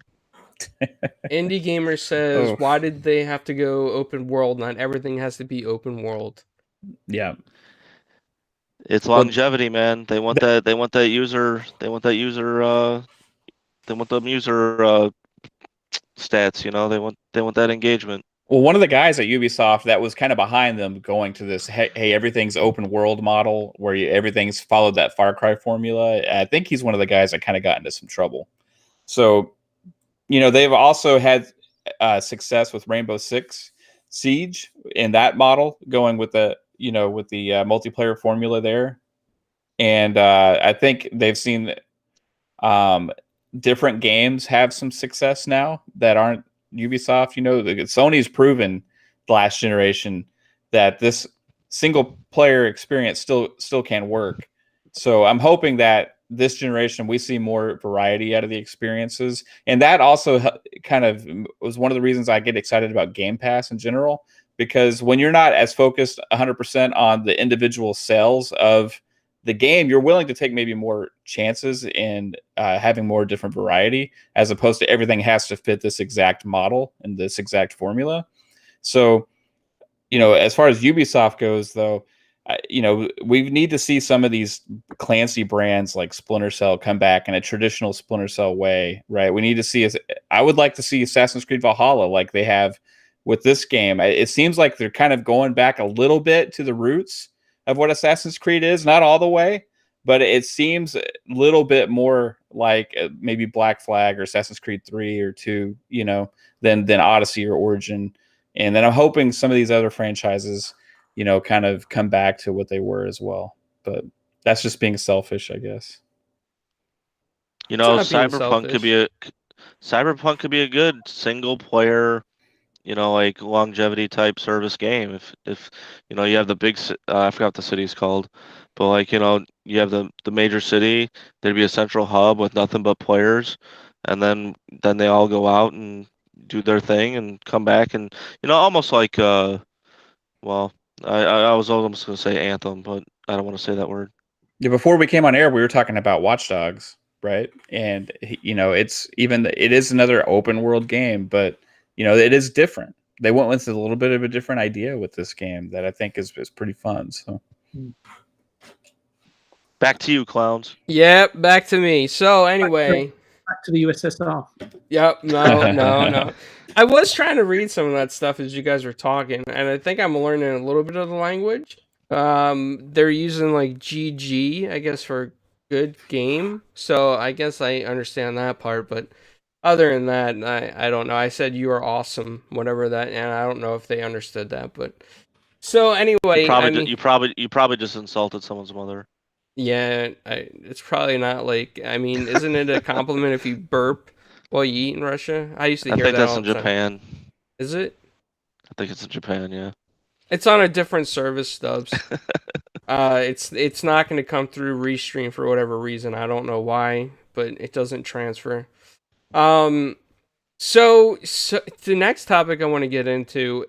Now this is like a mixed topic for some, right? Like I was on Bloom's show about this the other night, and a lot of the take was the fact that a lot of people felt that Sony patented their design, so Sony owns their design, and that nobody should make a faceplate without licensing from Sony. But I have a counterpoint to that, okay? And I want to bring up my counterpoint and get your guys' opinion. My counterpoint to it is the fact that I think that aftermarket parts should be allowed. I mean, there was a whole FTC thing with automobiles and aftermarket parts and first OEM parts and whatnot. And you know, if you have a Ford grill and it breaks, it falls off, you can go to a junkyard, find another, or you can buy aftermarket part and stick it on. Sony's telling you that you can't buy aftermarket faceplates and stick it on your console because they won't allow it. They issued a cease and desist to a company called PlateStation, who then changed their name to Customize My Plates to try to get around this. And the company claimed that they didn't see any issue with this because the patent was pending. Patent or not, regardless, I think that people should always have a right to make third-party parts. We've seen unofficial controllers. I mean, if everything had to be officially licensed, we would have never seen the launch of rapid fire controllers. I mean, those scuff controllers would have took a lot longer to come out because back in the day in the OG Xbox, rapid fire controllers were considered cheating and it wasn't allowed, and you allegedly would get banned, and the only ones came from Japan. So at some point, eventually, companies said, you know, screw it. It doesn't matter. It's just an aftermarket part. But Sony is not on that. And if they're doing this with the faceplates, I'm worried they're going to do this with controllers and other items that they allegedly have patents for. So that is my take on this. I think that somebody should challenge this, but I don't know who has the money to take on Sony. So let me get to our special guest, Mav. Mav, what do you think about this? Can we go to VJ first on this one? Because I really want to know what his thoughts are, because he's kind of has like a little bit of more of a background with this kind of stuff. Personally, I think that, like, I'll go after VJ. I don't want to say what I think yet. You got to give him a gold star first. Okay, VJ, here's your gold star. A Series X for clowns, and then I wish, right? Midway, do you want to go before me, or you're all right? I can go. I mean, I'm pretty short. I mean, it's kind of funny that they originally named their plate station, because really it's a typo when you get to their website. So I mean, you know, got to give it to that walled garden. Not only are they exclusive in games, they're also exclusive in hardware and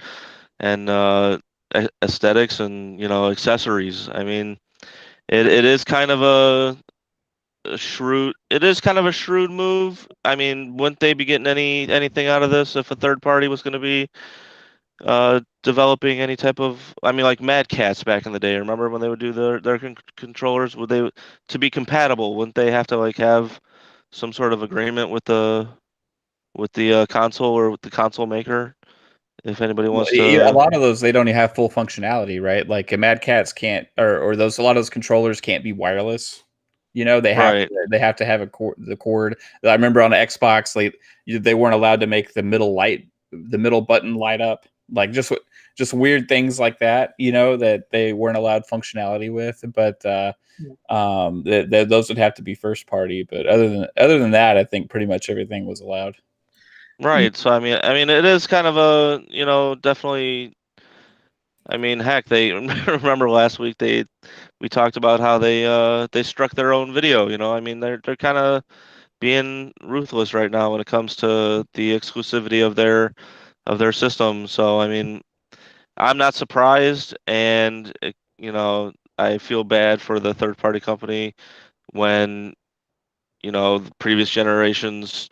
I mean, just go on Amazon and look how many third party um, companies have like the same thing, but the company name is like one letter off. It's like, do you want this from ooh or ooh? Like, I mean, it's kind of ridiculous, but can't. I don't blame them, but at the same time, Yeah. kind of shrewd. I think. Sorry, Clowns. Do you want me to go? No, yeah, feel free to go, VJ. Yeah, go for it, man. I think there's two sides to the coins, right? First of all, let's just take Sony as an example. I'm not picking on them or anything. Oh, pick on them. Believe me. Okay. It's no worries. So back in the 90s, right, when they were big in TVs, when they were big in portable radios, into the Walkman and electronics and so on and so forth, even the PlayStation, what Sony would do outside of Japan is that they would hire distributors and retailers to do all the marketing, to do all the distribution, to do the sales.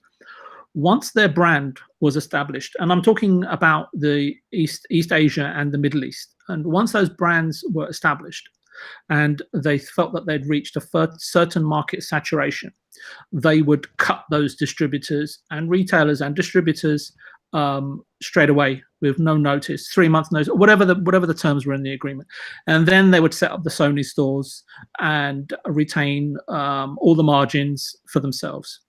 And I think there's a pertinent point that you made, Clowns, when you initiated this topic, was that back in the day, in 1994, when the console was released, Sony were a nobody back then, right? They were up against Sega. They weren't really sure what was going to happen, right? We know with Final Fantasy, Resident Evil, and Metal Gear Solid, and all that sort of stuff, and their marketing tactics, and what happened to the Nintendo and Sega. We won't go into all of that. But again, what they did and what they've done is that they've established their brand. They've allowed third parties to produce accessories, whether they were RGB cables, whether they were controllers by Blaze, whether they were controllers by Mad Catz, whether they were made by Joytech and Big Ben accessories.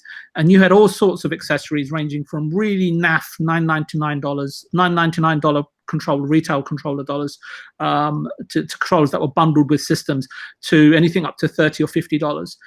And then came the bright idea amongst Sony, Nintendo, and Microsoft. And Nintendo, obviously, I forgot the name of this company now. Oh goodness, who is it in Japan that they typically partner with? It will come to me in a moment. But yeah, everyone got onto the first party manufacturers got on the bandwagon of licensing, where they saw incredible amounts of income. Whether it's today, whether you want to say it's controllers, headsets, whatever, right?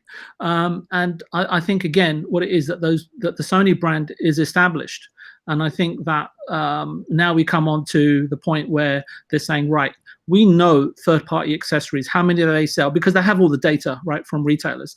They know how much money and it generates, because free thinkers, creators, designers, or opportunists, if you want to call them that, created a marketplace for third-party accessories. And I think somebody mentioned, I don't know if it was you, Mav, in terms of wireless controllers. So I've worked with Mad Catz extensively in my past. I was actually one of the distributors for them in Europe, and we'd licensed the steering wheel. And I don't know if you remember when GT came out, Gran Turismo came out. There was another company, I don't know if it was Logitech, but their steering wheel wasn't compatible, but it wasn't licensed, and we couldn't get into a major retailer. Dixon's it was. They were huge back then. But then they came to us and said, "Listen, yours is licensed. You've gotten in. We want X amount." And we thought, fantastic, and we sent them in. They're all licensed, and they wouldn't work with Gran Turismo. And we were shocked, we were surprised, and we were saying, what the hell, this is licensed. We're following all of the Sony protocols. We spoke to Mad Catz and everything. And what had happened is that someone in the factory had changed just one element of the software or something, so it made it incompatible. And it was impossible to return the wheels, get them fixed and sent back. It was just, financially just not possible. But it was really, really interesting to the depths that Sony were going to make sure that if you're licensed, that you have to adhere to their protocols and so on and so forth. Otherwise, when they updated games and software, certain steering wheels, licensed or not, wouldn't be compatible. But that's just the way that they operate, right? So I've had my run-ins with Sony as well. But I think then you have to look at kind of on the other side of the coin, right? Is what's interesting and is when and where, and this is for the faceplates, right? For the PlayStation we're talking about, right? Interesting is this is something that's coming or being offered before the system's even launched. So when and where did this company reportedly or allegedly or apparently gather the intel or the specifications of these plates in order to be able to sort of offer them for sale in the first place? That's what's the first thing that comes to my mind. I don't know the exact ordering or pre-ordering details. Maybe someone in the chat or panel can enlighten me. But in China, bribery and theft is prevalent, if not rife. In the Western world, we give it a more romantic and fanciful Hollywood name, right? Industrial espionage and sabotage, right? As far as I can see, it's illegal and unethical theft of business trade secrets for use by a competitor, in this case, an opportunist, in order to achieve a competitive and money-making advantage or opportunity. Now, this is not just my opinion. This is the legal standing for it, right? This is what currently the law state, right? So it's often done by an insider or an employee who gains access and steals information for a considerable fee. Whoever can smuggle out a new phone or a tablet dimensions, and in this case, customizable faceplates for the PlayStation, and in China especially, it can be a life-changing amount. I've observed and experienced this sort of thing firsthand, you know, whether it was with Mad Catz or whoever, right? This takes me back to then another parallel, right? I don't know if you guys know, but Nick Wheelwright and Trevor Williams, right? The guys that founded Playground Games, right? And I think the former has been the CEO since 2009. Both were former executives at Codemasters. They left and founded Playground Games 15 minutes down the road. They're both in Leamington Spa, right? I don't know the outcome of the court case, but they were both issued a writ for poaching staff, key technology, and trade secrets. People on Twitter and YouTube and journalists, they just don't want to cover this kind of things. Right? I find it incredibly interesting, right? And seeking out the truth in such matters. But it was a long time ago, so I don't know the outcome. The fact is that the game industry is still full of mature, low-life and cutthroat mercenaries. And I just have to tell you that from my experience of being in it for 20 odd years. And yes, I mean that even at upper management, whether it's at Xbox or even at PlayStation, the industry may seem big, it's very small and very incestuous. It's important to note that this all happened to Codemasters post the Darling brothers selling off their share in the company to Reliance. Those two were the breathing, you know, the sort of the beating heart, you can say, right, of the company to a degree. They trusted these two guys that left and the dozens or so of pivotal staff members that they took with them from Codys who basically helped establish Codemasters and IPs like Colin McRae Rally, but then left obviously to sell Playground Games. Now, maybe the people who left were promised something on the sale of the business, and perhaps promises and gentlemanly handshakes were not kept or adhered to. We don't know the truth, right? So I'm just giving you what I know, right? So, you know, there's still more research to be done in it. But for me, it's why Dirt 5 shows me, anyway, and I don't know if it shows you, that Codemasters are a shadow of their former selves, and why Horizon, is it Forza Horizon that they make, right? I get confused with them and Turn 10, so please accept my apologies. Why they're a shadow of their former selves. Interesting to see for me, then, just talking about these brothers is, sorry, my mind's going off on a tangent here. I think one of the Hauser brothers left Rockstar, and it'll be really interesting to see how that studio fares going forward, right? The guy had an impact. And then on another note, I just saw recently, I think, I don't know if you saw it, Clowns, guys in the panel in the chat, that one of the Fishback brothers seems to be making a return into publishing indie games and so of sorts. And I remember the shenanigans over at Acclaim back in the day. And then when with the Fishback brothers and how Acclaim fell apart. And Rod Cousins was actually in charge of the UK back then. And funny enough, he became the CEO at Cody's, right? So you can understand where I'm saying that the industry is very incestuous, right? And it's all like catered within one topic. And another step. Sorry, DJ, I don't mean to cut you off, but I just want to go real quick. So going back, you dealt with a lot of licensing, it sounds like, with Mad Catz, right? So publishing license, all of the stuff with all the third party, with all the first party manufacturers. Did Mad Catz actually have to have a license, or could they produce without a license? Okay, they can produce without a license, but there was compatibility issues because you never know the software, how it was going to be programmed. And what Sony did is that they said you can either have a license to make your wheels and make them work, or third parties, you can go off and make your steering wheel, because there was no patent on the wheels, you see. But there was no guarantee that your third-party wheel without a license would actually work. And Sony were also very specific about who they would provide a license to, if that makes sense. And then there would be minimum guarantees in place that you would have to recoup as a as a manufacturer. Does that all make sense? Yeah. Yeah, it Yeah. does. It makes Yeah. sense. But- So, yeah, sorry. no, that's okay. So I just wanted to get your, go back and get your opinion on this then. So do you think that third parties should have to license, or do you think that something like a faceplate, should not cost a license? Should It purely depends. I mean, if that this goes back to what I was saying from a legal ground and a legal perspective. If they have grounds like Nintendo do, right, stopping people from making cartridges and copying games and all this sort of stuff, it just depends.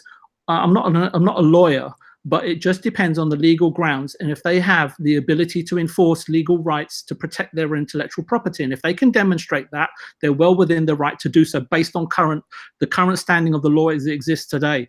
Now, is it right? Is it immoral? Are they stopping a third party from making?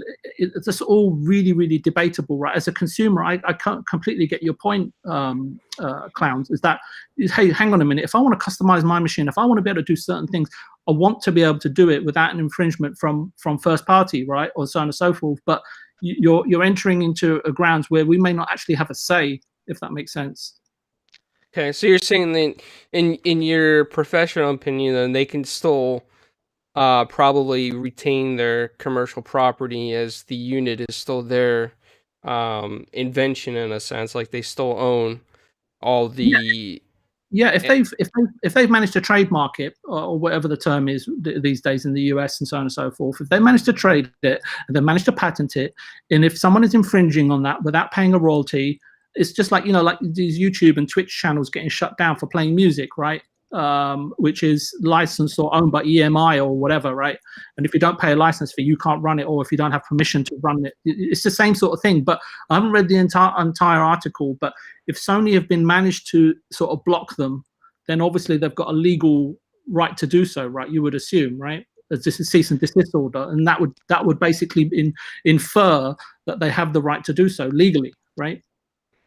Well, they said that they were under the impression that patents were pending, and then that you're falling into look, I don't know, right? I'm not in it, but obviously, it's a timing issue, right? I mean, if the patent was trademarked, then they wouldn't be able to do it. But if they said they were under the impression that the patents were pending, that means it was still they were still able to manufacture their plates. But if the lawyer came, let's say, after, and they say, okay, now we've trademarked this patent, you can't use it anymore. They can't do that, can they? I think they can. Yeah, I think I think they can. Once you've got a patent, you can enforce your rights. Yeah, and they obviously remember that when they're filing patents, they could be filing them in Hong Kong, China. You can file them in Japan. You can file them in America. So depending on where this company is based, and if the patent's already been filed and approved there, then they may actually be breaking, or infringing upon Sony's rights.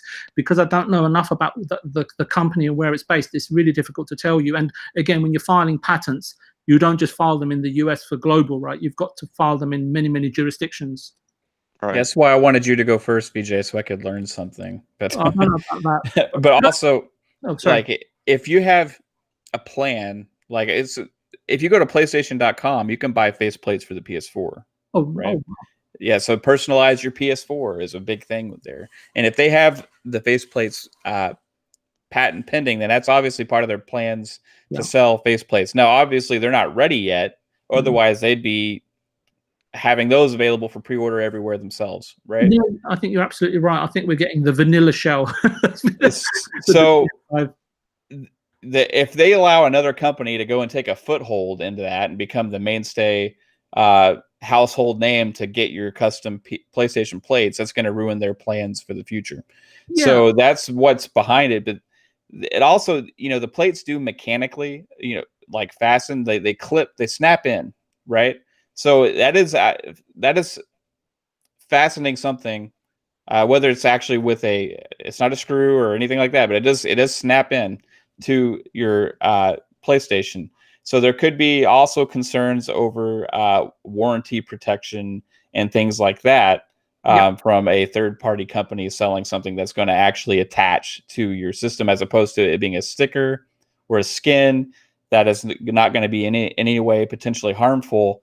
I know a lot of companies, when they start trying to do stuff like this, they have to get the okay, because you could be potentially selling something that's going to damage the console. And without PlayStation giving them the okay, they can't verify that they're an authorized seller of a faceplate, right? No, and I think what the point that you've hit on is a really important one.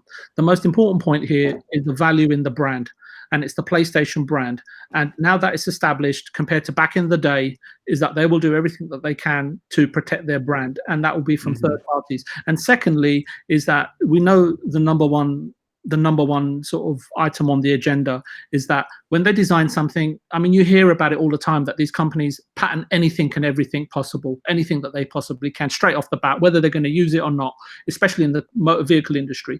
And secondly, they're going to be looking at it saying, hang on a minute, like as you've just quite reasonably pointed out, it comes down to profitability and money, and they want to own the cake and they don't want to share it, right? Yeah, that's the way. That's probably when they, whether it was by original design of having those plates removable, or it was a necessity to remove the plates, when that became what it is, the first thought that they probably had is, hey, we can sell these customized and make money. Yeah, it's right?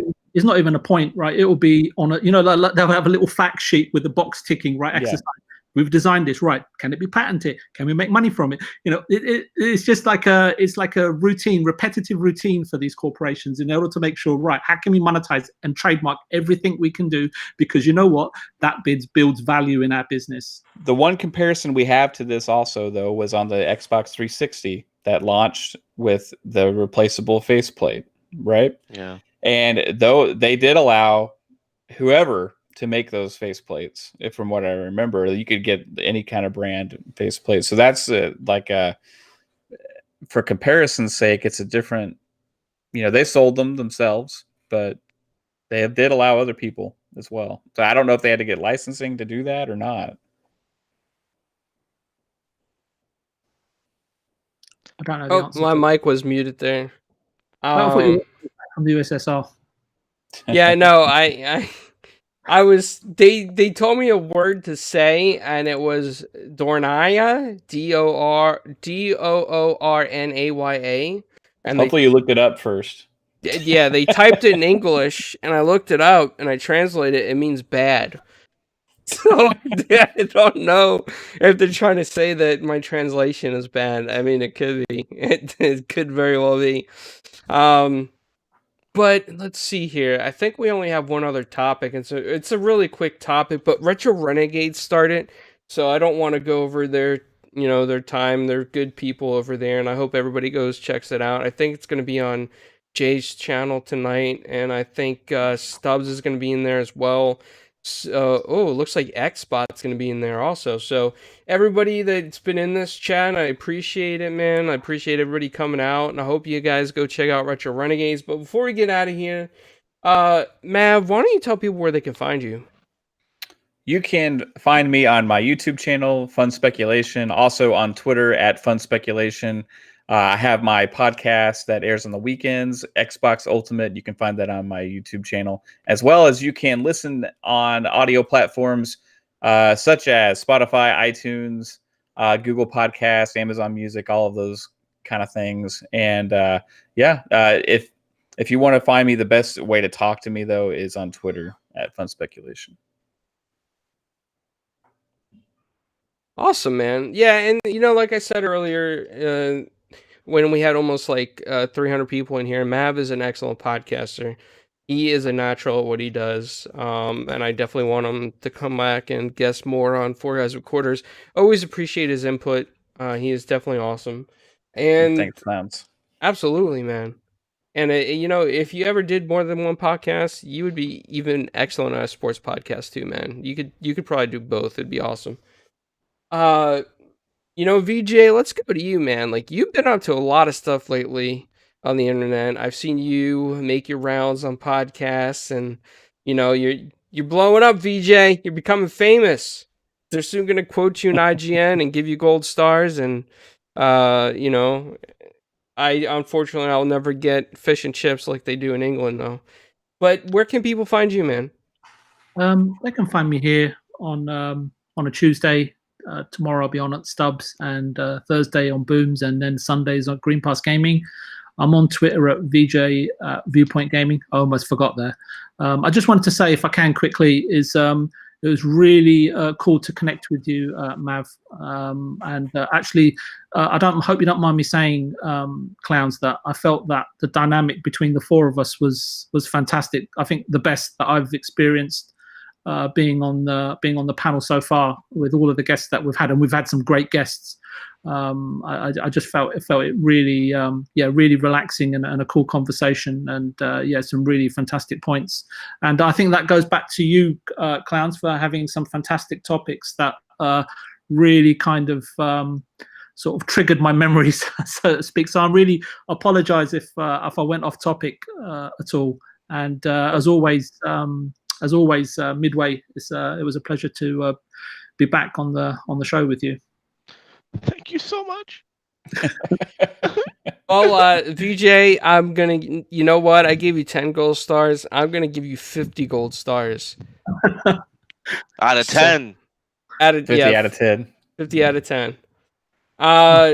So Midway, when you're not hulking about, I always like to use that word.